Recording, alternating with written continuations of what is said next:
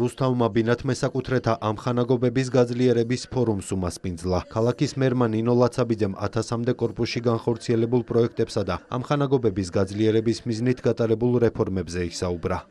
განვიხილეთ ის საკითხები, რომლითაც ჩვენ გარკვეული პროგრამებით გავაძლიერებთ ბინათ მესაკუთრეთა ამხანაგობებს, დავძლევთ იმ გამოწვევებს, რაც ყოფითი მიმართულებით გვაქვს იმ ინფრასტრუქტურულ პროექტებს განვახორციელებთ, რაც მათი მხრიდან დგება ყოველდღიურად სამსახურის წინაშე. ურთიერთობის ეს ფორმატი არის განსაკუთრებული მნიშვნელობის მაგალითი, ჩვენ გვაქვს შესაძლებლობა, რომ მუდმივად ვიყოთ დიალოგში ბინათ მესაკუთრეთა ამხანაგობების მეშვეობით ჩვენს მოსახლეობასთან. კომუნიკაციის ეს შესაძლებლობა გვააგრძელებს ჩვენ იმის საშუალებას, რომ უფრო სწორად, უფრო მეტად ხარისხიანად დავგეგმოთ ან შევქმნათ ახალი სერვისები. ყველა პროექტი აბსოლუტურად ჯანსაღია და რაც თავარია შინაარსობრივად სწორად არის მორგებული ქალაქის საჭიროებებზე. მიზანი არის ის, რომ მოსახლეობა მიიღოს ის, რაც აწუხებს, რაზეც ფიქრობს, რაზეც ზრუნავს.